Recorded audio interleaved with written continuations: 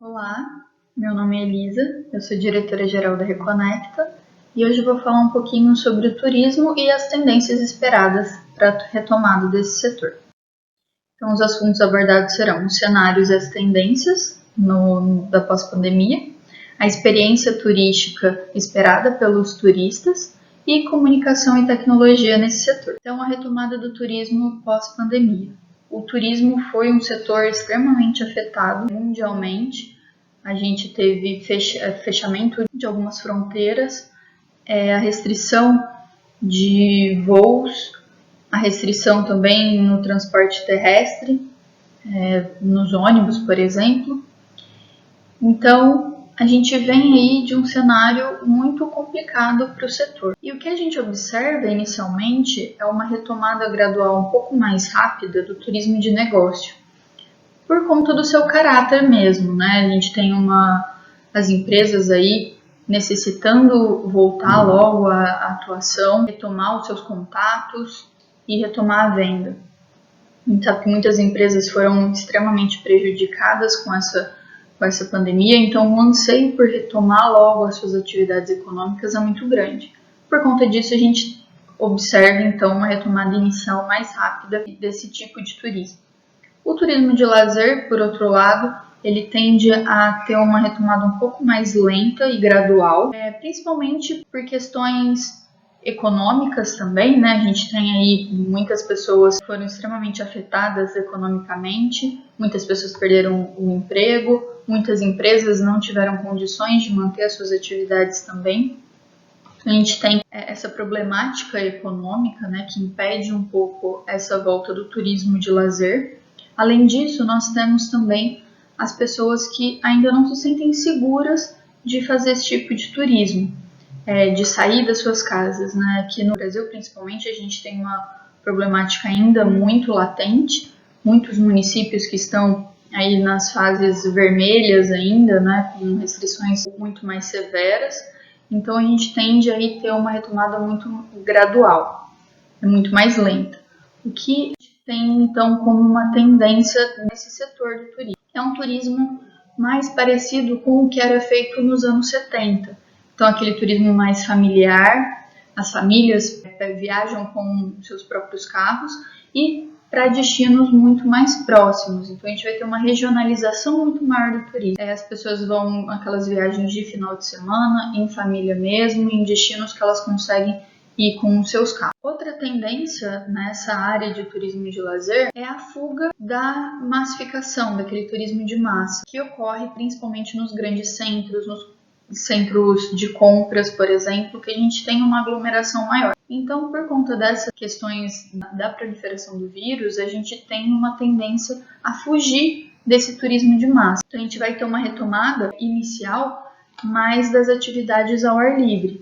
É o exemplo do turismo de aventura, o ecoturismo, o turismo rural. Então, essa é a tendência inicial da volta do turismo de lazer. E outro aspecto que a pandemia trouxe, né, foi uma uniformização. Ela colocou no mesmo patamar todos os destinos, todos os serviços prestados, toda a rede de turismo.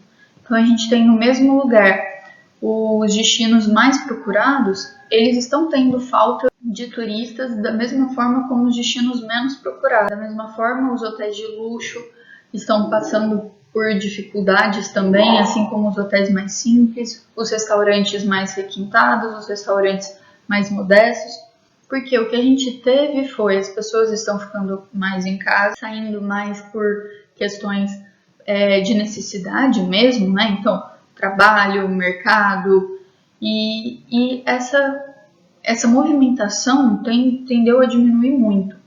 E o que a gente observa é, então, uma oferta muito maior do que uma demanda, especialmente no turismo. A gente vê aí muitas cidades que a maior parte, né, da sua estrutura de serviços é voltada para o turismo e estão sofrendo muito com isso. Outra oportunidade que surgiu a partir dessa pandemia, onde as pessoas estão ficando mais em casa, como eu disse, muitos problemas econômicos também, né, pessoas que perderam o seu emprego, é que as pessoas estão observando mais algumas questões como o serviço que elas estão oferecendo, Então, aquele prestador de serviço, ele tende a observar e buscar inovar para atrair mais os seus clientes, para prestar um serviço melhor para os seus clientes e para conseguir manter os clientes que ele já tinha e conseguir clientes novos também. Por outro lado, os consumidores, eles também estão com um novo olhar porque eles estão consumindo, né? Então, eles tendem a olhar mais para que tipo de serviço eles estão procurando. É que as pessoas tendem a pensar mais em quais experiências elas tornam agora realmente significativas, né? A gente está ficando muito em casa e as pessoas estão ansiosas por terem outras atividades, por sair, por viajar. Mas elas vão tender a pensar muito mais em que tipo de experiência elas querem ter. E elas vão querer uma experiência muito mais memorável, digamos assim. Então, qual o tipo de turismo nós queremos enquanto consumidores? Os turistas, eles estão tendendo a buscar uma experiência realmente significativa. Eles estão ansiosos por descobrir o novo, por conhecer lugares novos, por vivenciar algo diferente. Essa curiosidade, essa busca do lazer é algo inerente na gente. Então, a gente tem, via de regra, um dia maçante, massificante de trabalho, aquela rotina diária, né? Casa, trabalho, trabalho, casa. Hoje em dia, a gente não tem nem mais esse deslocamento até o trabalho, muitas vezes a gente trabalha de casa mesmo, então é algo muito maçante. Então, apesar de nós não estarmos vivenciando ou tendo a oportunidade de vivenciar essas experiências turísticas, isso é algo que está na gente, a gente tem esse anseio ainda. E falando de experiência no turismo, o turismo de experiência, ele é um termo que foi cunhado para tratar uma parte do marketing de turismo, que é uma forma de descrever produtos turísticos onde os turistas são protagonistas de suas próprias viagens. E aí, dentro ainda desse turismo de experiência, é importante a gente diferenciar a simples experiência turística de uma experiência turística. A simples experiência turística, ela é quando você tem uma certa personalização, o turista vai, por exemplo, naquele lugar que ele sempre quis conhecer, mas ele recebe as coisas de uma forma passiva. Então, ele recebe um roteiro pronto. Vai ser uma experiência legal? Sim, mas não vai ser a experiência. Quando a gente fala já de uma experiência, a gente coloca isso como algo mais complexo. Ele envolve um agente transformador e formativo. Então, aquela experiência já passa por um outro nível, né? A gente tem uma união do passado e do futuro. Então, quando a gente vai naquele ponto turístico, a gente olha, tem uma experiência ali que faz a gente recordar de algo no passado, da nossa infância, que faz a gente refletir sobre o futuro, mudar a nossa percepção, a nossa perspectiva. Além disso, transforma aquilo que era novo em algo familiar, ressignifica aquilo. Então, por exemplo, quando nós temos um alimento, um tipo de comida que a gente adora. Só que a gente viaja para outro lugar, prova uma outra comida e muitas vezes aquela que a gente adorava passa a ter um outro significado. Positivo ou negativo, não sei, mas aquilo tem uma ressignificação.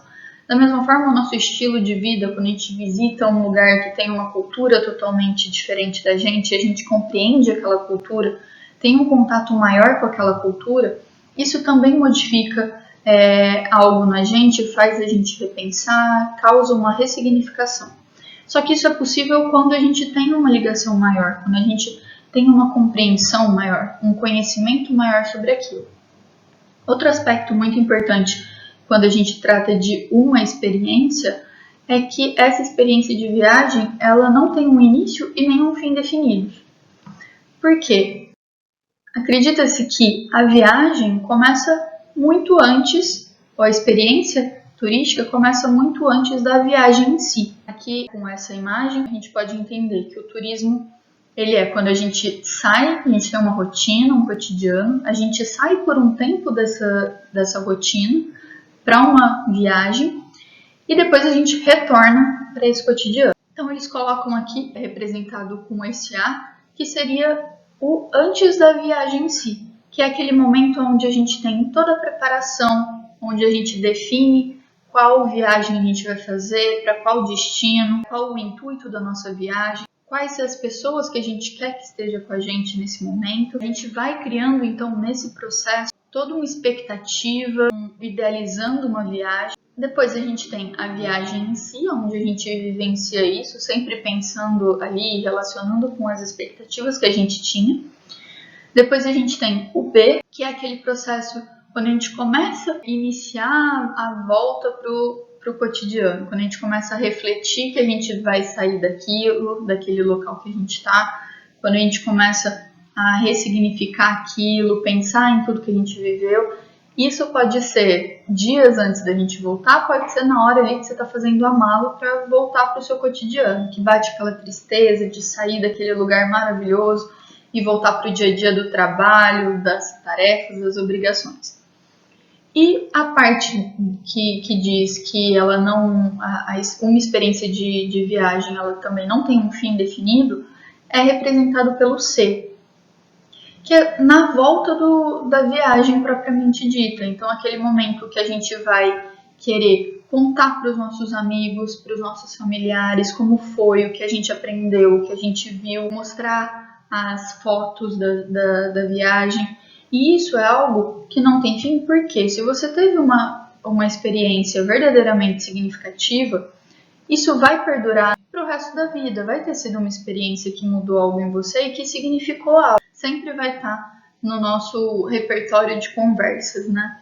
Eu acho que todo mundo aí já teve pelo menos uma experiência assim, que é aquela viagem que você não esquece, porque teve algo que te tocou de alguma forma. E isso transforma uma simples viagem ou uma simples experiência turística em uma experiência turística, que é algo muito maior. Então, a gente tem hoje em dia a tecnologia como uma grande aliada. Dificilmente é quem não tem um celular 24 horas na mão, ao alcance. Se não está na mão a hora que a gente está dormindo, está ali na cabeceira, pronto para qualquer coisa. E o computador, outra ferramenta fundamental também, muitas pessoas não vivem sem, é ferramenta de trabalho para muita gente. Muita gente ainda fala que não pode acontecer nada com o computador porque a vida dela está ali dentro, né? Então a gente tem toda essa relação muito próxima com a tecnologia. E com a pandemia agora, isso foi muito ampliado, né? Essa necessidade e essa utilização das tecnologias. A gente tem com a hashtag Fique em Casa, que foi muito difundida aí mundialmente, a gente teve uma ampliação na utilização desses meios de comunicação, porque era a forma como nós temos de nos comunicar com aquela pessoa que nós não podemos ter contato agora, com o familiar, com os amigos que a gente não pode mais encontrar. É a forma como os avós estão tendo para continuar conversando e vendo seus netos, os pais dos seus filhos, e é a forma como todo mundo está encontrando de se sentir um pouco mais próximos uns dos outros, mesmo em meio ao distanciamento social. Então a gente tem hoje em dia até pessoas que não eram muito familiarizadas com esse tipo de tecnologia, que aderiram a ela e estão fazendo um uso muito mais frequente e recorrente dessas tecnologias para a comunicação. E já para o turismo especificamente, as tecnologias e o meio de comunicação através das tecnologias também tem um papel fundamental. Então, se antes a gente tinha, por exemplo, um marketing do turismo mais especificamente feito pelo poder público ou por empresas especializadas nesse tipo de trabalho, hoje em dia a gente observa que o principal marketing do turismo é feito pelos próprios turistas. São aquelas pessoas que vão, compartilham em suas redes sociais, comentam nos seus blogs as suas experiências. Então a gente tem turistas escrevendo e dialogando com os próprios turistas. Então eles surgem aí como um papel fundamental no marketing, na divulgação dos atrativos turísticos, dos locais turísticos, tanto para os pontos positivos daquele lugar, quanto para os pontos negativos também. Então a gente tem aí esse papel fundamental das pessoas e das redes sociais, principalmente, nessa divulgação do turismo.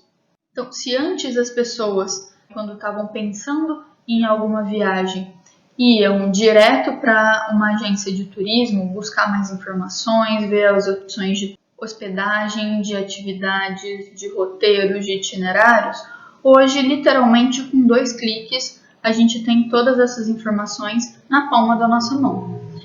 Você pensou em viajar para algum lugar? Eu tenho certeza que a primeira coisa que você faz é pegar o celular e digitar lá no site de busca e já vai aparecer uma enxurrada de informações, que muitas vezes não são tão relevantes, muitas vezes não são tão corretas, mas a gente tem essa gama muito grande de informações ali na palma da nossa mão. E outra coisa que as pessoas buscam muito são exatamente a descrição desses locais por pessoas que já visitaram. Então, nos blogs, em sites também, hoje em dia a gente tem muito que dão essa opção dos turistas avaliarem tanto a hospedagem quanto a alimentação em alguns lugares, a receptividade e contar um pouco sobre as suas experiências. Então, essa pesquisa do Sebrae mostra um pouco essa utilização dos aplicativos móveis. 85% dos turistas usam seus aparelhos de smartphone para fotografar e descreverem as viagens. E é aquela coisa, né? A gente tem ali o celular, qualquer coisa, a gente já tira ele do bolso, grava, faz vídeo, faz foto. Isso está na mão de todo mundo. 77% leem avaliações sobre viagens em redes sociais. Então, é o que eu falei. A primeira busca ali é muitas vezes daquele amigo que postou uma foto de tal lugar que ele viajou, é aquela pessoa famosa que o pessoal segue, que visitou determinado lugar, é o blogueiro que posta e descreve sobre aquele local que ele visitou. 72% publicam avaliações sobre viagens nas redes sociais. 45% dos turistas costumam dar dicas de hospedagem para familiares e amigos. E 30% estabelecem o smartphone como meio mais prático de fazer contato durante as viagens. Então, em vários sentidos, né? A gente muitas vezes pode acompanhar aí viagens em tempo real. As pessoas que estão ali visitando um ponto estão gravando, como eu disse, estão com o celular sempre à mão, estão gravando, fazendo transmissões ao vivo. Também tem a questão de a gente conseguir as informações muito rapidamente, estabelecer contatos com o celular. Então, chegou num lugar, precisa de alguma coisa, ali entra em contato e já resolve tudo. Então, essa facilidade está diretamente relacionada com essas tecnologias e com as formas de comunicação também nesse setor do turismo. E apesar de as pessoas buscarem essas informações nas redes sociais de outras pessoas, elas tendem a buscar ainda uma experiência personalizada. Elas querem ter as suas próprias vivências. Então, ela viu lá que um amigo visitou determinado lugar e achou incrível. Ela pode querer ir para aquele lugar, mas ela quer ir para aquele local e que aquele local atenda às expectativas dela. Elas tendem a querer essa personalização do serviço, de itinerário. E a comunicação ela tende a facilitar isso, porque a pessoa tendo acesso às informações que ela busca ali naquele local, isso faz com que facilite muito mais ela estabelecer um roteiro mais com a cara dela. Quanto mais relevante no sentido de atender às necessidades e expectativas dos consumidores for a oferta, nesse caso uma experiência, maior será o grau de diferenciação. Então é isso, a gente tem uma oferta muito maior que uma demanda nesse momento. Algumas pessoas querendo viajar, muito lugar para ir. Muitas pessoas querendo receber esse turista. Então, quanto mais a gente puder diversificar e personalizar esses serviços, mais a gente vai tender a atrair esses turistas para esse local. E para isso é muito importante a adesão às novas tecnologias. Então, como eu falei, as pessoas buscam conhecimento, elas buscam a personalização.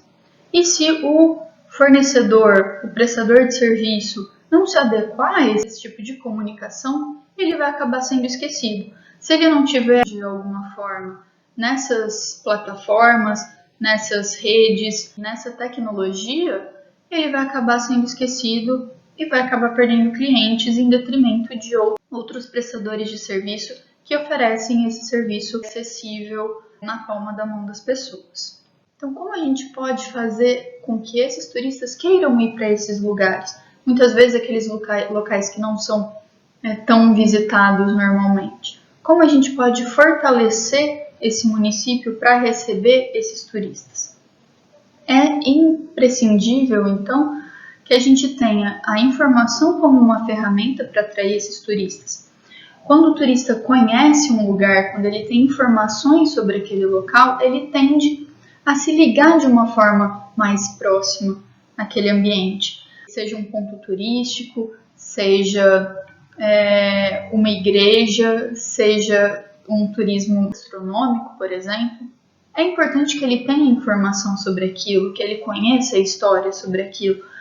Isso faz com que ele ressignifique todo o conhecimento que ele já tinha e torne o desconhecido em algo familiar. Então, a informação é um aliado muito importante. Elas devem possibilitar que o turista compreenda o local que ele está visitando durante a viagem.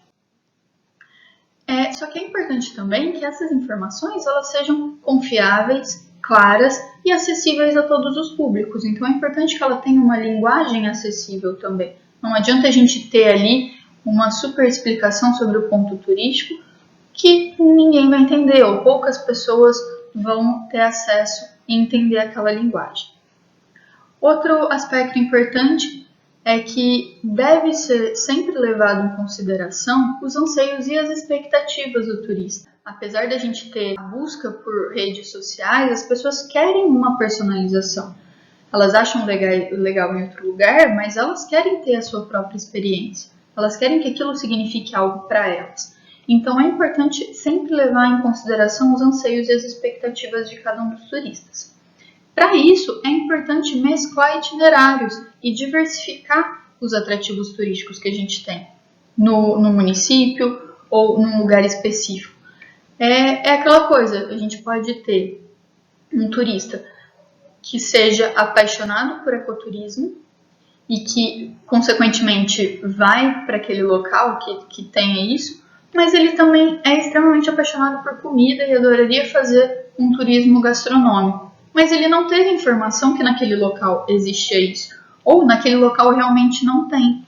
Então, a gente deixa de atrair um turista por conta desses aspectos. Então, é importante ter essa diversificação para a gente atrair aquele turista que busca um turismo religioso, mas que também adora saber sobre a cultura e a história do lugar. Da mesma forma, aquele turista que adora turismo de aventura, mas que adora também o turismo gastronômico. Então, existe a possibilidade da gente abarcar todos esses tipos de atividades turísticas dentro de um único ambiente. Isso vai fazer com que o turista queira ir para lá e vai fazer também com que ele permaneça muitas vezes mais tempo naquele local. Então, se ele ia passar 1 ou 2 dias, ele pode passar 4 dias, porque ele vai ter mais atividades para fazer e mais atividades que interessam a ele.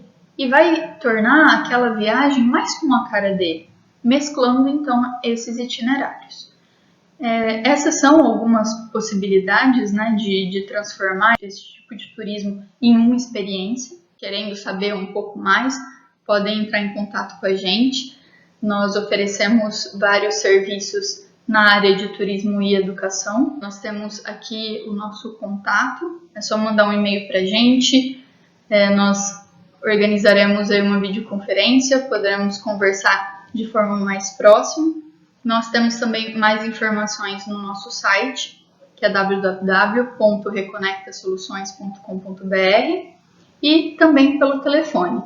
Então, qualquer coisa, entre em contato com a gente que nós teremos um prazer enorme em atendê-los e explicar também todas as nossas soluções. Muito obrigada!